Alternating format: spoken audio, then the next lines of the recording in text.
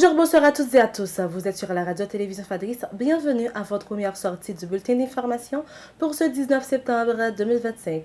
Le taux de référence calculé par la BRH pour ce vendredi est de 130,71 pour 1 dollar.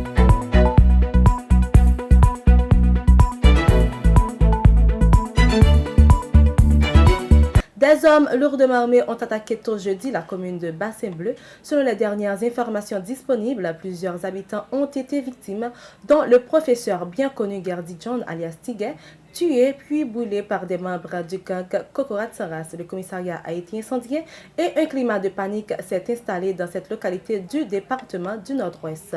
Un vaste remaniement a touché l'administration publique. Madame Sterling Civil a été remplacée par Élisée Collagène à la tête du Fonds national de l'éducation FNE. Gérald Ramplet prend désormais la direction générale des douanes, tandis qu'Evan Scholl est nommé directeur général de l'autorité portuaire nationale APN. Par ailleurs, Woodley Luxon-Ludor devient ambassadeur d'Haïti accrédité auprès du Royaume d'Espagne. Ces décisions ont été entérinées à l'issue du Conseil des ministres tenu le jeudi 18 septembre 2025. Décès hier jeudi à New York de l'homme politique et ex-sénateur Desjans Bélisaire à l'âge de 90 ans. L'information a été confirmée par son fils Clément Bélisaire. Desjans Bélisaire dirigeait la formation politique du MNP 28 et ancien président de l'Assemblée nationale.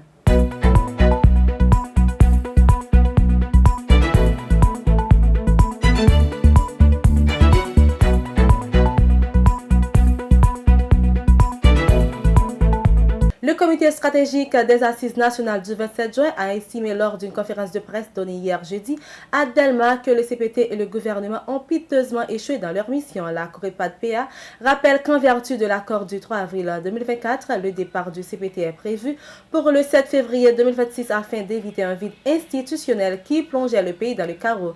L'organisation propose la nomination d'un nouveau Premier ministre, l'ouverture d'un dialogue inclusif et transparent, l'adoption d'une résolution pour obtenir la démission du gouvernement et la poursuite des réformes constitutionnelles et institutionnelles avec la participation de toutes les composantes de la société, y compris la diaspora.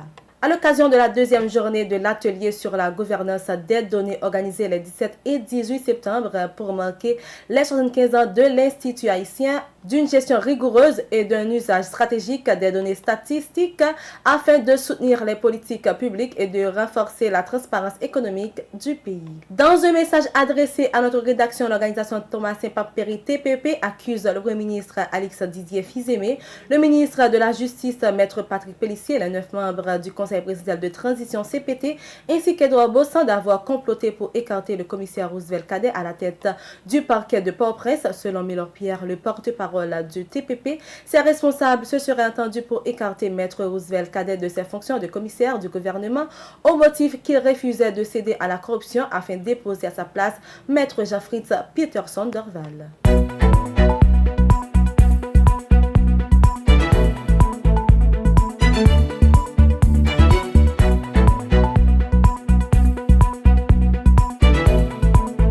Sur le plan international, le président français Emmanuel Macron et son épouse Brigitte Macron engagent une bataille judiciaire inédite aux États-Unis. Il accuse la commentatrice américaine Candace Owens d'avoir tenu à plusieurs reprises des propos diffamatoires portant atteinte à l'identité et à la vie privée de la première dame. Le couple présidentiel a déposé en juillet une plainte dans l'État du Delaware contre Owens et sa société.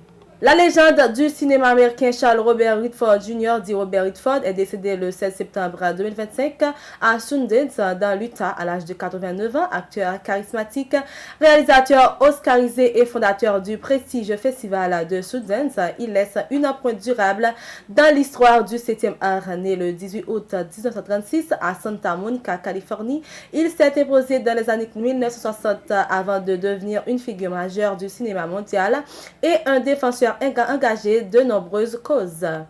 Lors de la première journée de la phase de groupe de la Ligue des Champions, jeudi, Manchester City a pris le dessus sur Naples 2-0, tandis que le FC Barcelone a dominé Newcastle 2-1. De son côté, Monaco, dernier représentant français engagé, a sombré en déplacement face au club Bruges 4-1. C'est la fin de votre bulletin d'information. Merci de l'avoir suivi. C'était avec vous, mesdames, messieurs, Vanessa Cédouane.